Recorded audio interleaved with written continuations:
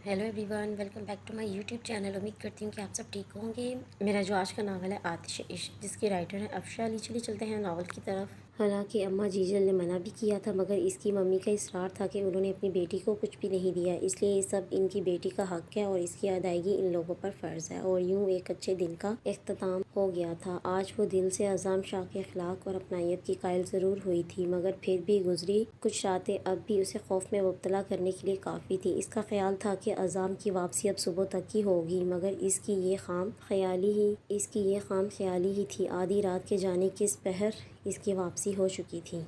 फ़िज़ा में आमद बहार की आहटें थीं, हल्की सी धूप और कमरों में खुशगवार ठंडक का एहसास। ऐसी खुशगवारियत तारी थी। एक बहुत ही खूबसूरत दिन का आगाज़ था। हवा की शरीदा सरी में इजाफा हो गया था। गैलरी के डोर पर लगी स्विंगल की मध्यम मध्यम सुरीली आवाज़ कानों में जलतरंग की आवाज़ बहुत प्यारा तासुर दे रही थी। वो फ्रेश होकर नीचे चली आई। नाश्ते वगैरह से फारिग होकर वो दानिया से गाँव के माहौल और आसपास की जगहों के बारे में बातें करने लगी। कंवार शाह पुत्र नहीं उठा क्या अब तक? अम्मा जीजल ने जो पास बैठी तस्बीह पढ़ रही थी, सूफी को मुखातिब किया। वो अम्मा शाह पुत्र उठ गए हैं। उन्होंने अपने ही कमरे में कंवार के हाथ नाश्ता मंगवाया है। वो जो जवाब देने ही लगी थी कि अम्मा हाजरा ने आकर इतला दी, जा कंवार पुत्र अपने शोहर को नाश्ता दे आ। अम्मा जीजल ने उसे ऊपर रूम में नाश्ता ले जाने को कहा तो वो भी नाश्ते की ट्रे लिए रूम की जानिब बढ़ गई। वॉशरूम से पानी गिरने की आवाज़ आ रही थी। वो साइड टेबल पर नाश्ते की ट्रे रखकर मुड़ने ही लगी थी, जब इसने रूम का जायजा लिया। बेड की चादर सिरक गई थी। एक जानिब अज़ाम शाह के शूज़ पड़े थे। वो कमरे की हालत सुधारने लगी। म्यूजिक सिस्टम पर राहत फ़तेह अली खान का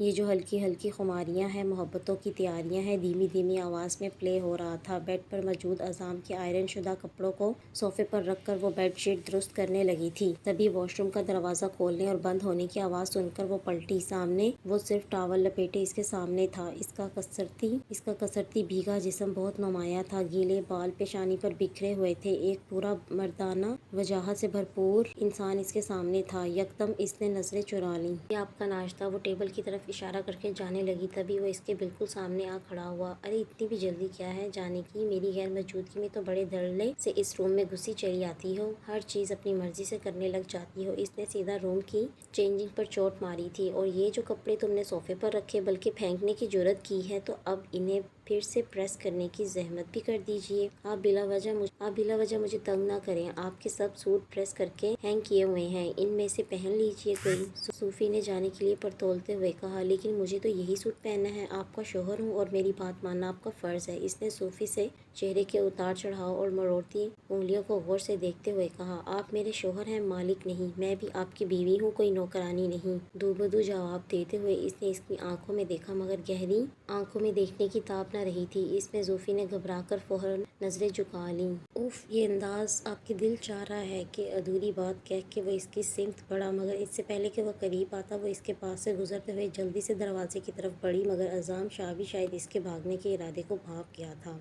तभी वो इससे भी पहले एक ही जुस्त में दरवाजे पर पहुंचकर इसके हैंडल पर हाथ रख चुका था, जबकि ज़ूफ़ी का हैंडल पर रखा हाथ अज़ाम शाह के सख्त हाथ के नीचे दब गया था। अरे बेगम जी, इतनी भी जल्दी क्या है जाने की? आइए ना, साथ नाश्ता करते हैं। होंठों पर तंजिया मुस्कुराहट लाते हुए अज़ाम ने अपनी बाहों के हल्के में लिया। अज़ाम के गीले बदन से लग कर इसके कपड़े भी गीले होने लगे थे। वो, मुझे छोड़े प्लीज़, मुझे जाना है। इसने मिनमिनाते हुए इसकी आंखें पानी से झिलमिल हो गईं। अज़ाम ने इसकी तरफ देखा। Black fitting half sleeve suit में इसका क़यामत ख़ेज़ हुस्न नखेज़ होशरुबा सराहा इसकी आंखों के सामने था। अपने लबों को बेदर्दी से कुचलती, घबराती, शर्माती इस वक्त उसे वो सबसे हसीन लग रही थी। वो आगे बढ़कर तमाम फासले सिमट देना चाहता था। ज़ूफ़ी का दिल बुरी तरह से धड़क रहा था।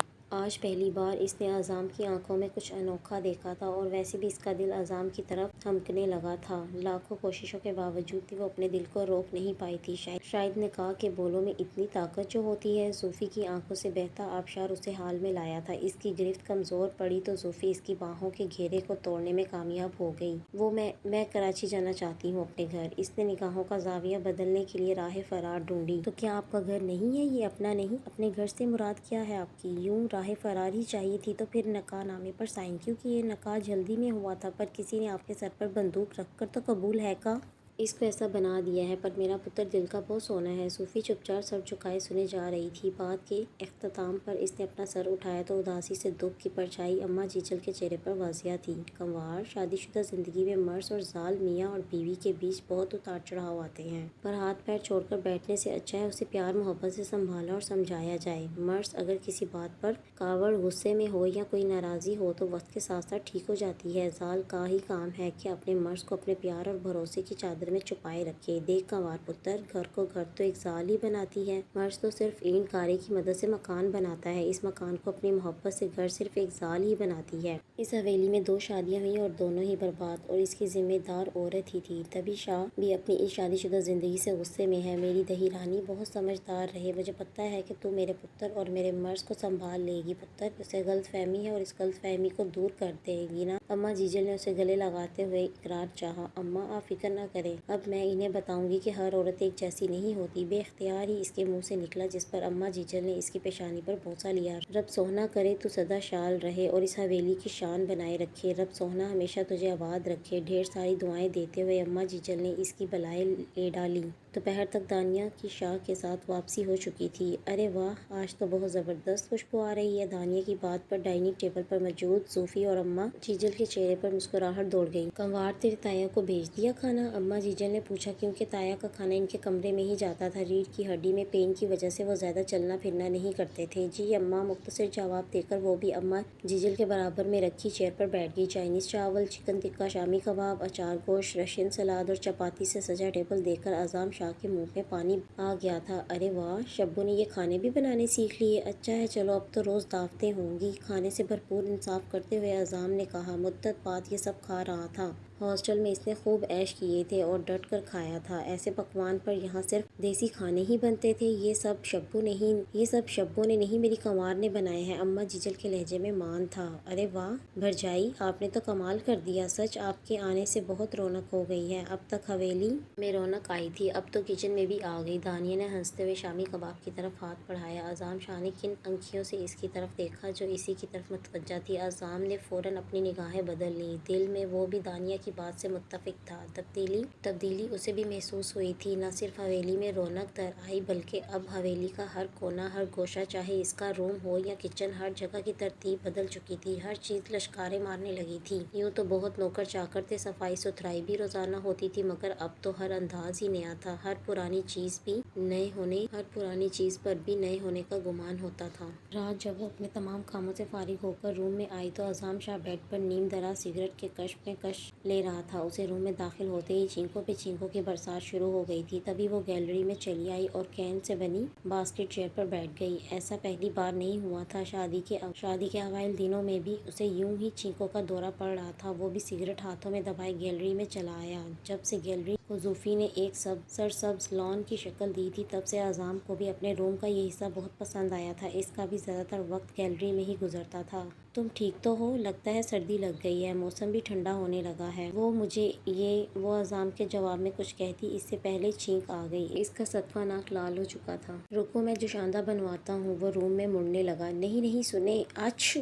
اس نے جلدی سے اعظم کا ہاتھ پکڑا اور اگلے ہی پل اس کی انگلیوں میں دبوچی ہوئی سگریٹ نکال کر گیلری سے باہر پھینک دی۔ Are you made? یہ کیا تم نے؟ وہ غصے سے بے قابو ہوتے ہوتے بولا۔ وہ مجھے سگریٹ سے الرجی، اچھو! وہ حیرت سے اسے دیکھنے لگا، تبھی وہ آگے بڑھا اور اس کا ہاتھ تھامے بیڈ پر لے آیا اور ساتھ ہی پانی کا گلاس اس کی سمت بڑھایا۔ خدا کی بندی، تم مجھے پہلے بتا نہیں سکتی تھی؟ چھینکوں سے دوہری ہوتی زوفی کو دیکھتے ہی اس نے کہا، آپ نے کبھی مجھے موقع ہی نہیں دیا کچھ بھی کہنے کا۔ گلاس کو لبوں سے لگاتے معصوم سے انداز میں جواب شکوہ حاضر تھا۔ بے اختیار اعظم کے چہرے پر مسکراہٹ در آئی۔ اس نے اٹھ کر روم فریشنر کا بے دریغ اسپرے کیا تاکہ اسموکنگ کی ناخوشگوار بو زائل ہو جائے۔ میرے لیے اتنا کرنے کے لیے تھینکس۔ اس کی حالت قدرے سنبھلی تو اس نے اعظم شاہ کو شکریہ کہا۔ تم میری بیوی ہو اس لیے نہیں کیا، بلکہ میں کسی کو تکلیف میں نہیں دیکھ سکتا۔ اس نے فوراً ہی صوفی کو خام خیالی پر پانی پھیرتے ہوئے کہا، نفرت کے مرہم کے سوا اور کچھ نہیں ان کے پاس۔ صوفی نے دل میں سوچا، آپ کی ذات جو دوسروں کے لیے تکلیف کا باعث بن رہی ہے، اس کا کیا؟ آخر تمہارا مسئلہ کیا ہے؟ صوفی کے سوال پر اس نے زچ ہوتے ہوئے پوچھا۔ میرا مسئلہ آپ ہو۔ سامنے سے جواب حاضر تھا۔ اقرار نہیں کروایا تھا نا پھر؟ دونوں ہاتھوں سے اس کے بازوؤں کو پکڑ کر غصیلے لہجے میں کہا۔ اگلے ہی پل اسے زور سے بیڈ پر دھکا دیتے ہوئے اپنے کپڑے لیے واش روم کی جانب بڑھ گیا، جبکہ پیچھے سہمی ہوئی زوفی اس اچانک افتاد پر گمسم سی رہ گئی۔ آنکھیں پانیوں سے جلملا اٹھی تھیں، حلق میں آنسوؤں کا پھندا اٹک سا گیا تھا۔ وہ چاہتی تو بھی کچھ کہنے کے لائق نہ تھی، اور کہتی بھی تو کس سے؟ وہاں سننے کو آخر تھا ہی کون؟ میں نیکسٹ ایپیسوڈ جلدی اپلوڈ کروں گی، تب تک کے لیے اللہ حافظ، اپنا خیال رکھیے گا۔